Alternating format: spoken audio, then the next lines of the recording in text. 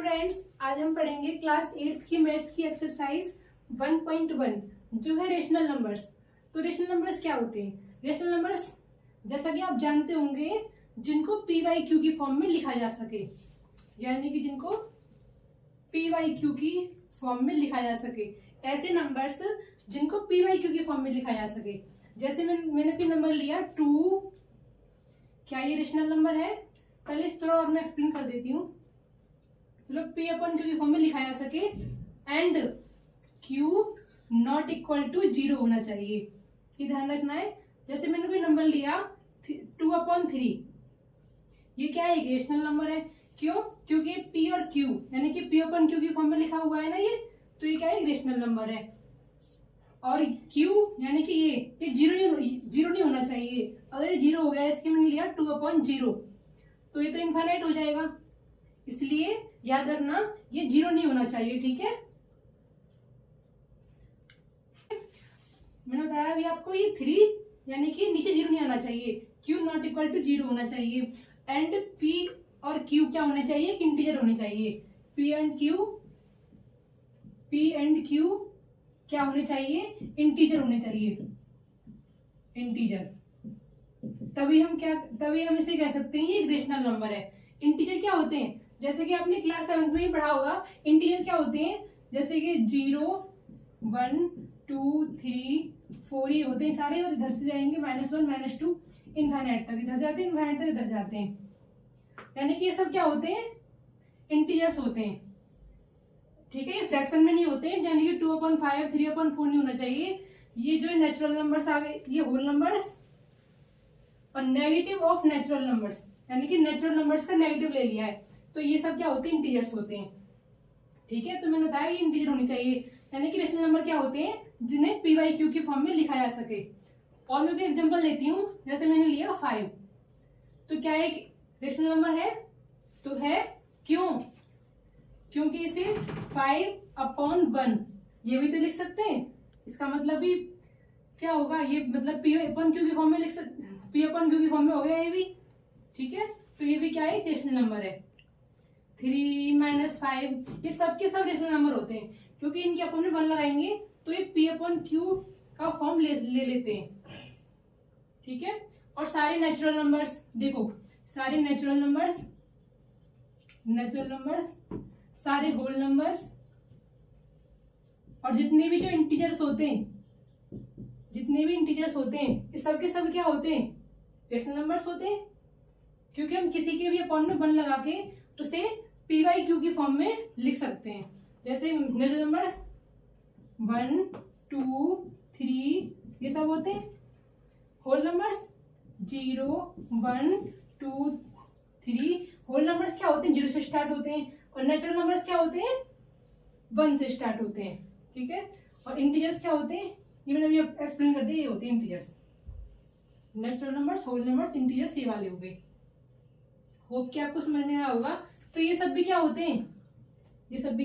Rational numbers होते हैं, rational numbers.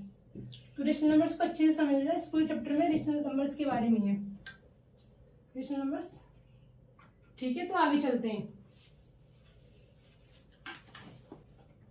Rational number और नंबर लाइन, इसमें देखो जैसे नंबर लाइन क्या होती है, मैंने पहले पढ़ाया है आपको। नंबर लाइन क्या होती है? 0 इधर जाएंगे तो ये संख्या इंक्रीज होती है, यानी +1, +2, +3 ये इंक्रीज होती जा रही है इधर, और इधर जाते हैं तो ये क्या होती है? डिक्रीज होती है। -1, -2, -3 इधर साइड मतलब डिक्रीज हो रही है, और ये इधर क्या होती है? इंक्रीज होती है ना। माइनस की जितनी बड़ी होती जाएगी वो संख्या उतनी ही छोटी होती जाती है। ठीक है, रेशनल नंबर और नंबर लाइन। जैसे में नेशनल नंबर क्या होते हैं? जैसे मैंने लिया कोई भी ले लो संख्या 9, ये भी क्या है? रेशनल नंबर है। तो 9 कहाँ पे आएगी? यहाँ पे आगे जाते जाएंगे +3, +4, तो यहाँ पे जाके 9 आ जाएगी। इससे आप डायरेक्ट लिख सकते हो एक बार में। लेकिन मैंने कुछ और संख्या ली, मैंने ली 9/2, ये भी क्या है? एक रेशनल नंबर है, क्योंकि पी अपॉन क्यू की फॉर्म में इसे भी लिख सकते हैं 9/1, और ये भी पी अपॉन क्यू की फॉर्म में लिखा हुआ है। तो इसे कैसे लिखेंगे? पहले इसे मिक्स्ड फ्रैक्शन में लिखेंगे। कैसे? 2 का डिवाइड करेंगे 9 में, देखो कैसे करते हैं इसे। 2 का डिवाइड करेंगे 9 में, तो 2 4 जा 8, यहाँ पे क्या आएगा 1, रिमाइंडर क्या आ गया 1। तो जो इसका ये होता है ना, इसे लिखते हैं यहाँ पे, जिसे क्वोशेंट होता है इसे यहाँ पे लिखा जाता है, ठीक है। उसके बाद यहाँ पे आता है रिमाइंडर और नीचे आता है ये 2, या फिर आप देख सकते हो 2 4 जा 8, 8 करेंगे फिर 1 बचेगा 1/2, 2 4 जा 8, 2 4 जा 8 और 1 बचेगा तो 1/2, ठीक है। और यहाँ भी देख सकते हो आप इसे कैसे लिखेंगे, इसे यहाँ पे 1 को ऊपर और 2 नीचे, जो नीचे लिखा हुआ है नीचे रहता है, ठीक है। तो इसे हमने ऐसे लिख लिया। इसे लिखना है नंबर लाइन पे, तो कैसे लिखेंगे नंबर लाइन पे, यहाँ पे मैं परसेंट का लिख लेती हूँ 4, ठीक है, यहाँ 5, ये पता पड़ जाएगा इससे। ये 4.5 यानी कि 4.5 लिखा हुआ है, यानी कि 4.5 का मतलब क्या है, 4.5 का मतलब क्या है, ये 4 और 5 के बीच में आएगा। यहाँ स्पेस कम बच रहा है, या फिर मैं एक और लाइन बना लेती हूँ यहाँ पे, ये मैंने बनाई है 0 1 2 3 4 5, ठीक है, 1 2 3 4 5, ये 4.5 है, यानी कि 4 और 5 के बीच में आएगा, 4 और 5 के बीच में, यानी कि यहाँ पे आएगी 4.5, क्या आएगी यहाँ पे आएगी, यहाँ पे क्या आएगा 4.5, ठीक है, ऐसे लिखा जाता है ये। और कोई एग्जांपल लेती हूँ मैं, 3/2, ये कहाँ लिखा जाएगा, देखो इसे कैसे लिखेंगे, 2 2 1 जा 2, 1 बचेगा यहाँ पे, यहाँ आएगा 2, ठीक है, 2 1 जा 2, यहाँ 1 बचेगा फिर 2/2, इसे ये 2.5 है, सॉरी मैंने गलत कर दिया, ये 2 1 जा 2 प्लस 1 3, ठीक है, 1.5 है ये, यानी कि 1 और 2 के बीच में आएगा, यहाँ पे आएगा ये, यहाँ पे क्या आएगा 3/2, समझ में आ रहा है ना। और ठीक है, तो अब मैं एक फ्रैक्शन और लेती हूँ, मैंने लिया 2/3। अब देखो ये जो मैंने लिखा है 2/3, तो इसे आप मिक्स फ्रैक्शन में नहीं लिख सकते हो, तो इसे कैसे बनाएंगे, ऐसे क्वेश्चन भी है तुम्हारी बुक में। तो ये मैंने नंबर लाइन बनाई, तो देखो ये 1 से छोटा है, 1 से छोटा ही तो होगा, जैसे मैं लेती 4/3, अगर ये संख्या बड़ी होती है तो ये बड़ा मतलब ये बनाएगा कम से कम 3 1 जा 3 1/3, लेकिन ये संख्या छोटी है, यानी कि 3 1 जा 3 भी नहीं हो पा रहा, ये संख्या छोटी है, ठीक है, यानी कि ये संख्या 1 से भी छोटी हो गई, 1 से भी छोटी हो गई संख्या, 0 1 2 ऐसे जाएंगे, तो ये संख्या 0 से 1 के बीच में आएगी, ठीक है, जैसे कि 3 है ये, यहाँ 3 यानी कि 3 पार्ट्स में बांटना है, 0 से लेके 1 के बीच में, 1 2 3 पार्ट हो गए ना, 1 2 3 पार्ट हो गए, ठीक है। इसके बाद ये 2 यानी कि यहाँ से स्टार्ट करेंगे 1, ऐसे 1 और ये 2, सेकंड यहाँ पे आ जाएगा 2/3, समझ में आया कैसे लिखा है मैंने। ये संख्या 1 से छोटी है क्योंकि फ्रैक्शन नहीं हो पा रहा ना इसका, 2 1 जा 2 2 या 2 या 4 कुछ नहीं हो पा रहा है इसका, कुछ भी ऐसे 3 1 जा 3 नहीं हो पा रहा ना ये, तो ये संख्या 1 से छोटी है, 1 से छोटी है यानी कि 0 से 1 के बीच में है, यहाँ पे नहीं हो सकती, यहाँ पे माइनस की संख्या होती है, यहाँ पे होती, तो ये तो 0 से 1 के बीच में है, और ये 3 पार्ट्स में डिवाइड है, नीचे वाली संख्या क्या होती है, होल नंबर मतलब ये पूरा नंबर बताती है, यानी कि जैसे कि ये 3 है ना यहाँ पे, तो 1 2 1 2 3 पार्ट्स में बांट दिया, उसके बाद ये 2 यानी कि यहाँ से चलेंगे हम 1 2, यहाँ पे आएगा 2/3, ठीक है। तो चलो आगे चलते हैं, फिर आगे है एब्सोल्यूट वैल्यू के बारे में, एब्सोल्यूट वैल्यू क्या होती है, तो आगे चलते हैं। इसके बाद है absolute value of a rational number, absolute value of a rational number, तो ये लास्ट क्लास में भी था, लास्ट क्लास में क्या था, लास्ट में ये था 7th क्लास में तुम्हारी में क्या था, absolute value of a integer, ये होता था ना, जैसे कि वहां पे क्या होता था, जैसे -2 लिखा हुआ है, तो इसकी एब्सोल्यूट वैल्यू क्या होती थी, याद है कुछ, ऐसे करके हम लिखते थे -2, तो ये प्लस का 2 हो जाता था, है ना। उसी तरीके से यहाँ रेशनल नंबर है, तो रेशनल नंबर ले लो, इसकी ये भी एक रेशनल नंबर है वैसे कहा जाए तो, और मैंने लिया -3/5, ठीक है। तो इसकी एब्सोल्यूट वैल्यू क्या होगी, इसे हम लिख देंगे मॉडुलस में, इसमें मॉड में -3/5, तो ये क्या बन जाएगा पॉजिटिव का 3/5, ठीक है। तो ये होता है, बस कुछ नहीं है इसमें, कोई भी संख्या ले लो, -9 -8, या तुम अगर प्लस का लोगे, प्लस का 9, इसका मॉडुलस निकालोगे तो ये भी प्लस का रहेगा। यानी कि ये जो होता है ना एब्सोल्यूट वैल्यू क्या करती है, ये सारी नेगेटिव को या फिर पॉजिटिव को सबको मतलब पॉजिटिव में चेंज कर देती है। इतना है बस इसमें। ठीक है, तो आगे चलते हैं। तो चलो स्टूडेंट्स आगे चलते हैं। Comparison and ordering of rational number. ये क्या होता है, comparison and ordering of rational number. इसमें जैसे मैंने कोई संख्या ली 2/3, इससे पहले आप एक बात और जानिए, 2/3 लिया, ये क्या है, रेशनल नंबर है, तो इसमें 2 क्या होगा, 2 को बोलते हैं हम न्यूमरेटर, 2 को बोलते हैं हम न्यूमरेटर।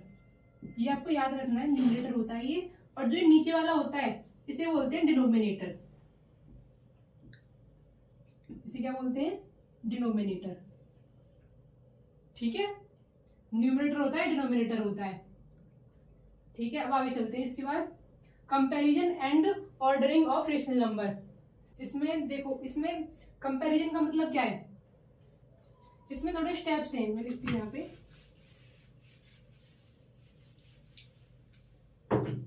रेशनल नंबर हैविंग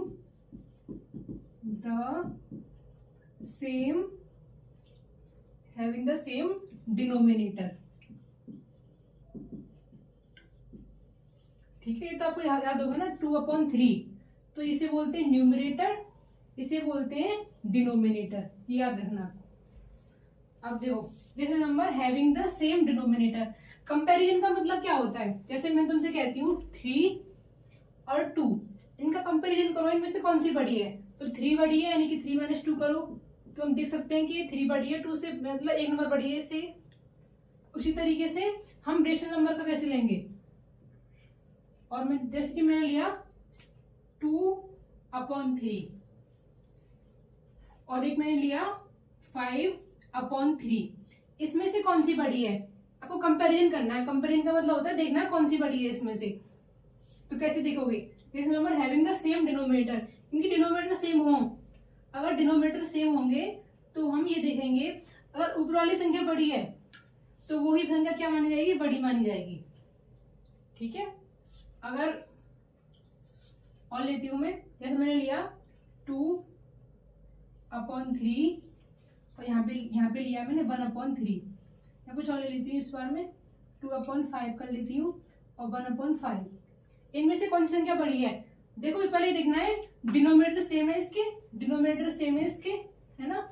अब देखेंगे तो इसमें कौन सी बड़ी है, ये बड़ी है या फिर ये बड़ी है, 2 बड़ी है, तो इसकी तरफ ये लग जाएगा, यानी कि 2/5 ग्रेटर देन 1/5। ठीक है, ऐसे होता है। नीचे वाली संख्या अगर सेम है तो जो ऊपर जो बड़ी होगी उसी की तरफ लग जाता है ये, यानी कि यहाँ पे 2 ऐसी है तो ये ऐसे ही बड़ी हो जाएगी। अब मैं आगे चलती हूँ, और होता है इसमें एक और प्रॉपर्टी होती है इसमें, और क्या होती है, देखो अगर आप इसमें कंफ्यूज हो ना कभी भी, तो आप डिवाइड करके ट्राई कर सकते हो, ऐसे डिवाइड करते हैं ना इस टाइप से, ऐसे ट्राई कर सकते हो आप, पॉइंट वगैरह लगा के तो भी आप देख सकते हो। तो आगे चलते हैं। अब रेशनल नंबर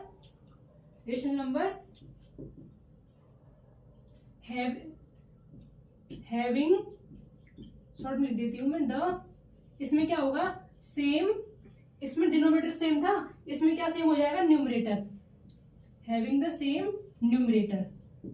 ठीक है, इसमें कैसे करेंगे, इसमें मैंने एग्जांपल लिया, अब मैं लेती हूँ 3/5। ठीक है, और मैं यहाँ पे लेती हूँ 3/2। अब देखो इनकी न्यूमरेटर सेम है, इसमें कैसे देखेंगे, इसमें इसका अपोजिट होता है एक तरह से। इसमें कैसे देखेंगे, अगर 5 ये 2 है यहाँ पे, अगर ये संख्या छोटी है, 5 बड़ी है, छोटी है, तो इसे हम ऐसे लगाएंगे, यानी कि अगर न्यूमरेटर सेम हो तो इसके लिए क्या प्रॉपर्टी होती है, यानी कि ये यहाँ बताती हूँ मैं, ये यहाँ पे ये सेम है तो ये 5 और 2, यहाँ पे देखेंगे 5 क्या है, बड़ा है 2 से, 5 बड़ा है 2 से, तो एरो लेकिन ऐसे लगेगा इसमें तो ये था 5 बड़ा है तो 5 की तरफ भी लग गया, बट इसमें अपोजिट होता है। इसमें ऊपर की संख्या अगर सेम होंगी तो अपोजिट सिंबल आएंगे, ये बड़ा है तो इसकी तरफ ये छोटा वाला सिंबल लगेगा। समझ में आ रहा है ना? ठीक है, इसमें फिर एक प्रॉपर्टी रह गई है, अगर इसमें न्यूमरेटर भी अलग हो और डिनोमिनेटर भी अलग हो, दोनों चीजें अलग होंगी, उसके लिए एक प्रॉपर्टी काम करती है। ये समझ में आया ना आपको? तो स्टूडेंट्स अब चलते हैं इसके थर्ड पॉइंट पे। ठीक है, comparison and ordering of rational number चल रहा था ना ये। इसके थर्ड पॉइंट में क्या था, हमने 2 पॉइंट सीख लिए। एक तो ये था जिसमें डिनोमिनेटर सेम हो, और एक ये था जिसमें न्यूमरेटर सेम होता था। अब थर्ड पॉइंट क्या है इसमें थर्ड पॉइंट है रेशनल नंबर हैविंग, इसमें क्या होगा आपके different number having different numerator and denominator. ठीक है, शॉर्ट में लिख दिया है मैंने थोड़ा सा, न्यूमरेटर। तो ये इसका थर्ड पॉइंट है इसका। इसमें यानी कि 2 अपॉन, जैसे मैंने कोई संख्या ली, मैंने ली 3/4 और मैंने ली 4/5। ठीक है, इसका देखो न्यूमरेटर भी अलग है इसका और डिनोमिनेटर भी अलग है, इसमें भी ये दोनों भी अलग अलग है। ठीक है, इसमें देखेंगे इसे कैसे करेंगे, सॉरी ये दोनों भी अलग अलग है, ये दोनों भी अलग अलग है, ऐसे देखना है।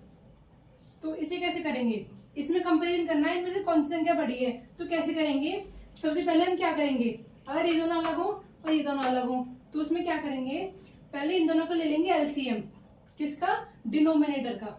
यानी कि 4 और 5 का एलसीएम क्या होता है, 4 और 5, 2 2 या 4, यहाँ 5 आता है, 2 बन जाए 2, यहाँ 5, अब की 5 बार जाएगा, ये 5 बन जाए 5। ठीक है, तो 5 2 × 2 × 5, तो क्या आ गया, 5 दूनी 10, 10 दूनी 20। ठीक है, 20 क्या आ गया, इसका एलसीएम आ गया। यानी कि LCM of denominator LCM of denominator क्या होगा, 4, यानी कि 4/5 का एलसीएम क्या होगा, 20 होगा ना। इन दोनों का हमने एलसीएम ले लिया पहले तो, और हमें क्या करना है, इन दोनों को 20 बनाना है, इन दोनों को क्या बनाना है, 20 बनाना है डिनोमिनेटर को। तो कैसे बनाएंगे, यहाँ बनाती हूँ मैं, यहाँ कैसे बनाएंगे, देखो 3/4, तो देखो 4 का मल्टीप्लाई किस में करें कि 20 बन जाए, 4 का मल्टीप्लाई किस में करें कि 20 बन जाए, किस में करेंगे, 5 में। देखो 3/4 × 5, तभी तो ये 20 बनेगा। तो हम अगर यहाँ 5 का मल्टीप्लाई कर रहे हैं तो हमको यहाँ भी 5 का मल्टीप्लाई करना ही पड़ेगा। जो चीज हम यहाँ चेंज करेंगे वही चीज हमें यहाँ चेंज करनी पड़ेगी, याद रखना है आपको। ऐसे नहीं यहाँ पे कर दिया ओनली, दोनों में करना पड़ेगा। ऐसे इसे 20 बनाना है, इसे 20 बनाने के लिए 5 4 20, 4 से मल्टीप्लाई कर दो ऊपर नीचे, यानी कि 4/5। यहाँ मल्टीप्लाई 4 करेंगे तो यहाँ भी मल्टीप्लाई 4 करना ही पड़ेगा। अब देखो इसके बाद क्या करेंगे, इसके बाद यहाँ पे करती हूँ फिर मैं इसे। इसके बाद क्या करेंगे,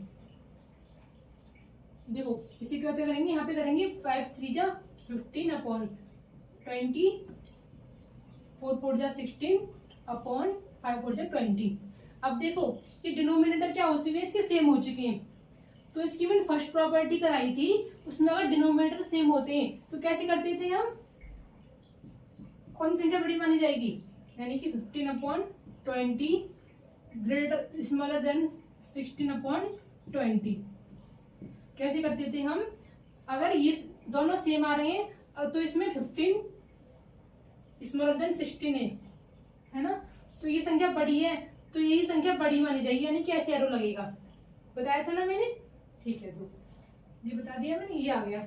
अब देखो 15/20 16/20, इसकी रियल वैल्यू तो इसकी ये वाली है ना, तो इसकी जगह हम क्या लिख देंगे, 3/4 स्मॉलर देन 4/5।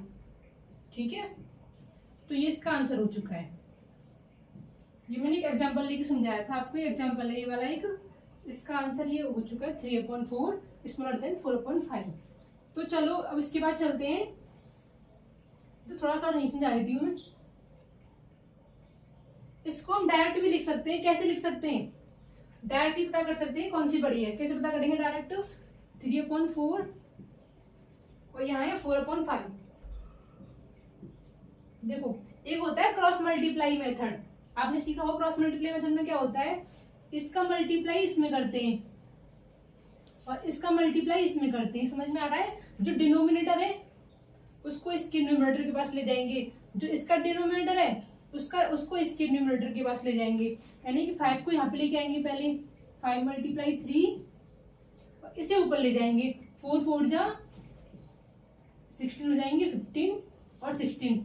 अब देखना कौन सी संख्या बड़ी आ रही है, ये बड़ी आ रही है तो ऐसे एरो लगेगा, तो इसमें भी कैसे एरो लगेगा, यानी कि 3/4 एरो ऐसे लगेगा, इसमें भी 4/5।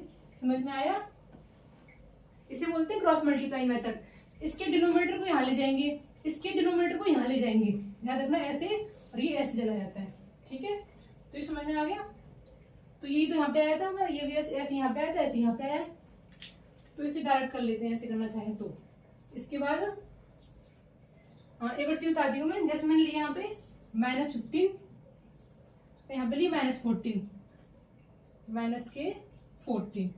मैं पूछती हूँ इसमें से कौन सी संख्या बड़ी है, तो कौन सी बड़ी है, तो ये मत कहना कि ये बड़ी है, आपको कहना ये संख्या बड़ी है। ठीक है, माइनस में अगर संख्या जितनी बड़ी होगी उतनी ही छोटी होगी, ये तो आप 6 में 7 में भी सीखा होगा आपने, तो ऐसे होता है। तो अब चलते हैं इसकी एक्सरसाइज 1.1 की तरफ। होप कि आपकी समझ में आ रहे होगा सब। ठीक है, हेलो स्टूडेंट्स, इसमें ये मैंने यहाँ तक करा दिया है। अब ओनली इसके क्वेश्चन कराने हैं कि थ्योरी इसकी कंप्लीट हो चुकी है। क्वेश्चन आप इजीली कर सकते हो, लेकिन मैं इसकी एक्सरसाइज 1.1 नेक्स्ट क्लास में कराने वाली हूँ, क्योंकि ये वीडियो ऑलरेडी बहुत लंबी हो चुकी है। ठीक है, तो 1.1 करेंगे हम नेक्स्ट क्लास में। Okay students, bye.